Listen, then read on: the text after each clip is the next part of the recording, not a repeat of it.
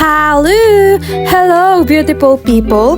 Welcome back at Everything Nice at Mitch Succulent Love, and I'm inviting you to like and subscribe to my channel, and please hit the notification bell for more updates on my videos. And I'm placing permanently my everyday vlog at 7 p.m. for more informative and experienced care and tips for succulent, gymnocalycium, and astrophytum asterias.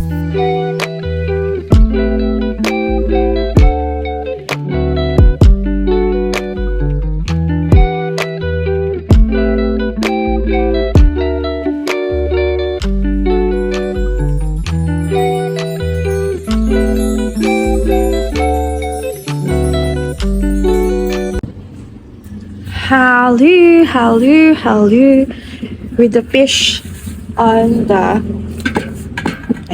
fish and water. Ang topic po natin ngayon ay hulaan nyo. Charot. So, nagwa-water po ako ngayon. Yung mga bago ko pong bili kay Jackie Potter, yung mga malalaki nating gymno dyan. Ayan. So, ito from the Johans. Tingnan nyo, di ba? Maganda din yung mga gymno talaga ng Johans. Kapag bumili kayo, ma-addict kayong bumili ng mga gymno nila kasi maganda din. And kay Jackie Potter, mas ma-addict kayo kasi makinis talaga yung gymnos nila. So, ito, madali ko lang alisin to sa pot. Madali ko lang siyang buhatin tapos didiligan ko na siya. Ito kasi mahirap pa isa-isa, 'di ba? So, ang ginagawa ko po, ito, meron akong malaking baso. Tapos, this is mineral water. Tapos, nagwa-water po ako. Itong mga side na to, na-water ko na po sila. Ayan. So, na-water ko na po yan. Ito kasi kahapon natubigan ko na to. So, hindi ko na siya tutubigan. So, be cautious again with your pagtutubig. So, sa gym, no, once a week magdilig, tapos 10cc yung gamit ko sa mga bago. Since hindi pa naman sila well-rooted, is pa konti-konti lang. Pero I use 10cc. Tapos, dinadrop ko sila sa gitna. Kasi, pag ganito, tatapon yung water. So, yung iba, kumakapit na sila dun sa kanilang pot. Ayun. So, dito naman tayo. Eto, nadiligan ko na. Eto, nadiligan ko na. Eto, nadiligan ko na. So, dito naman tayo. Ito, kahapon natapon eh. Natabig. Ayan. So, ganyan po yung aking ginagawa. Ayan. O, diba? Sa gitna ang padaan.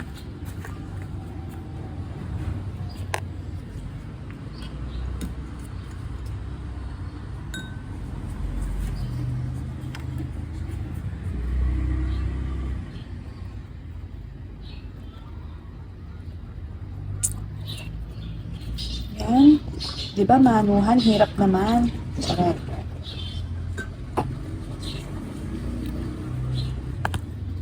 Ito naman from Lip and Tell. Ayan. Ito, maliit lang pop. Maliit lang yung pot niya. Okay na sa 5cc. Yung mga malalaki, tig to 10cc.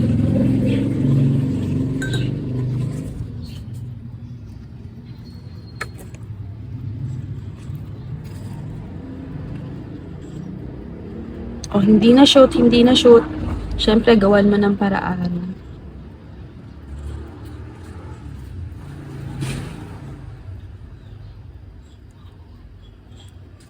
Teka lang, may langgam sa mukha ko. Charot, hindi pala.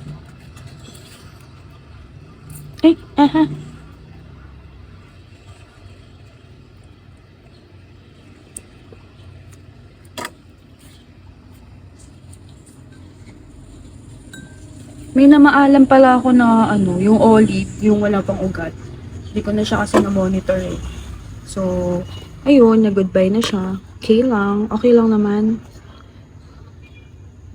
Ganyan talaga yung mga halaman kung ayaw nila magstay. Parang tao din yan. Kapag ayaw magstay sa'yo, abay, wag mong pilitin. Miss me the best na nakalaan sa'yo. Ganon. Oh. Siyempre, pag mahirap yung pot na lagyan ng water, ikaw na mag-adjust, 'di ba?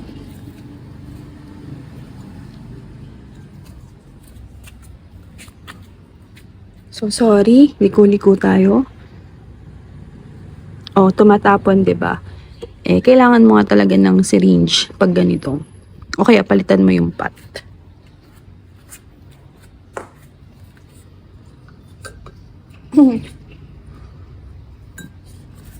Ayan. So, para po itong vlog na to sa mga gusto ng gymno at matuto talaga ng pag-aalaga. Ayan. Sinashare ko talaga sa inyo yan. Walang halong keme, walang halong pagsisinungaling tong vlog ko. Lagi lang tayong ito ko kaya lagay ito. Yan. Pwede naman pala yun. Charot. Yan. Lagi lang tayong totoo dito mga besh. Bawal lang mapagpanggap dito. Charot.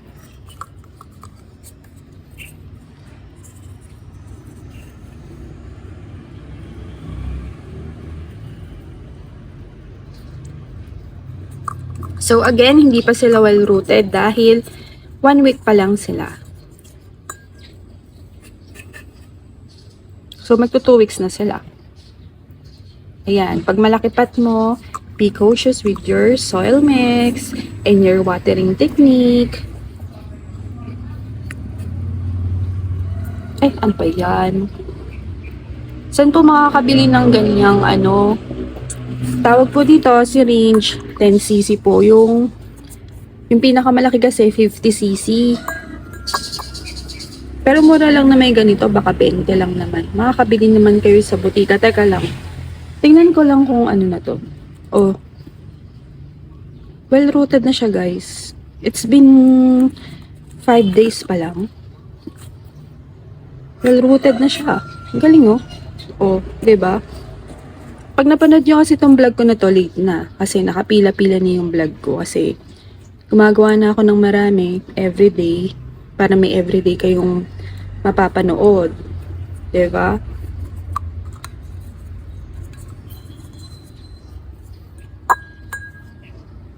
So today po ay Tuesday, December 5. Kasi late nyo na po mapapanood itong vlog ko eh. Yan, 7:58 AM. Nag-comment pa si Ma'am Emelda. Hello, Ma'am Emelda. Ganda na tusok ang mata. O sa kakatitig. Yan kasi yung vlog ko na,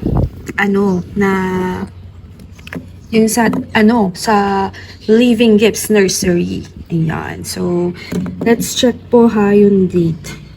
Para maniwala kayo. At hindi tayo nagsisinungaling dito. Hindi tayo magawa ng kwento. Ayan. So, okay. Diyos ko, yung issue ng Katniel, hindi pa na, mabongga yarn. Ba't ganun? Loading. So, tingnan po natin yung post ko. Sa mga hindi pa po nagla-like at naka-follow sa akin channel tuloy, oo din sa channel ko, pwede pa kayong mag-subscribe. Tapos sa aking page, Everything Nice at Mitch po. Search niyo po yan. Then naglo-loading, ganon.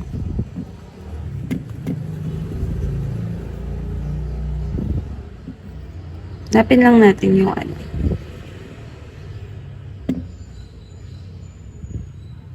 Ito yun, November 24.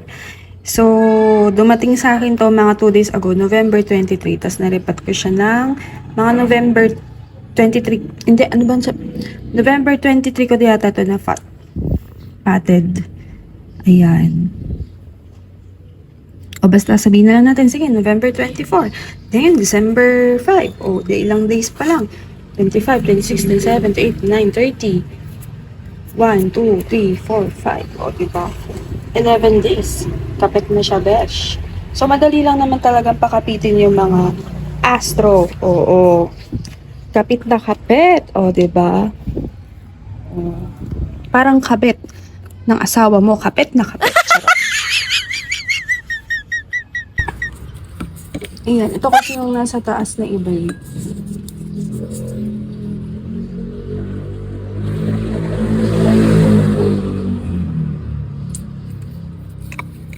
So, again, hindi pa sila well-rooted. 1 week pa lang. So, be cautious. Siyempre, tansyahin mo naman yung pot mo. Baka mamaya, tsaka yung halaman mo, kung maliit lang naman, 5cc, sige. May sukatan po yan para sa hindi nakakaalam. So, ito, 10cc. Kung gusto niyo bumili, mura lang to. Baka less than 10? Ay, less than 20? Ayan. Sabihin niyo lang, 10cc. 10cc syringe po. Ganon. Yung pinakamalaki nito, 50cc. Syempre, mas mahal yun. So, kung maliit naman yung gym, no, kahit 5cc lang. Pero kung malaki naman talaga, sing laki ng ganito, 10cc mo na, besh. Ayan.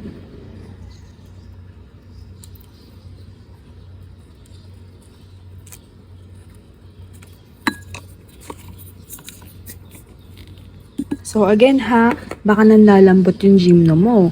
Magdilig-dilig ka dyan, ha? Be cautious. Hayaan mo lang siya, air dry mo lang ng 1 month.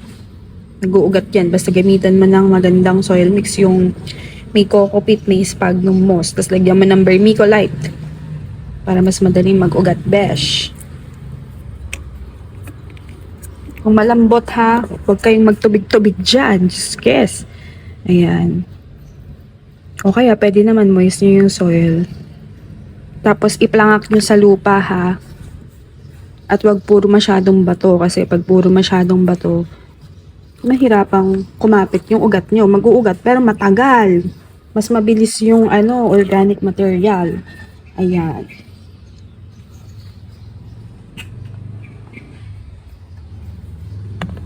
Ating mga bilogan. So, ito, tuyo na yung, nila, yung Masato soil. So, magdilig na tayo. Maganda yung Masato soil kasi kapit talaga siya sa lupa. Unlike pag akadama kasi, bumibitaw. Pero pag natuyo naman din tong, Masato, is, tawag dito, pag natuyo yung Masato, natatanggal din naman siya sa soil niya. Nahihirapan na ako. Buhos na natin to. Full water. Para hydrated much. Hindi nalagyan yung iba. Yung side na to. Ay, natapon.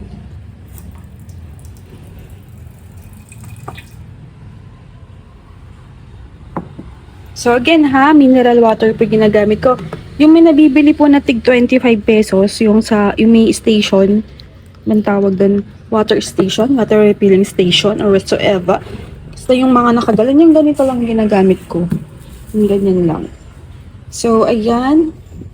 Kung gusto nyo Wilkins, o de kung nakakondo ka, tsaka rich ka, de Wilkins, ganon, parang Cherry Lou. Hi, sa'yo sis Cherry Lou, kamusta ka naman? Ayan. So, that's it for today. Yung iba dito, syempre hindi ko na ipapakita ang didiligan ko. Mahaba naman tong video natin, baka hindi na kayo manood, maboringan naman kayo, diba? So, yun lang. Thank you for watching. Kung nag-enjoy po kayo at nagustuhan nyo at may natutunan kayo, please hit like. Since nanood ka naman din sis, mag-hit like ka naman na. Charot. Tsaka kung hindi ka pa nakasubscribe, pwede pa kung gusto mo. Kung ayaw mo, okay lang naman din. Diba? So, manood ka na lang araw-araw, tapos huwag ka mag-skip ads, charis. Ayan. So, thank you for watching, and see you on my next video at everything nice at Mitch. Succulent love, your news Plantita saying, God bless po at laging mag-ingat. Hello Ate Daisy, thank you sa mga pats mo. Cute-cute. Ito talaga yung pinaka-favorite ko. Hello Sis Jeremy, hello. And thank you so much sa lahat ng mga lagi nagko-comment at mga active dyan na mga tao nakasupport sa aking channel. Thank you so much po. God bless.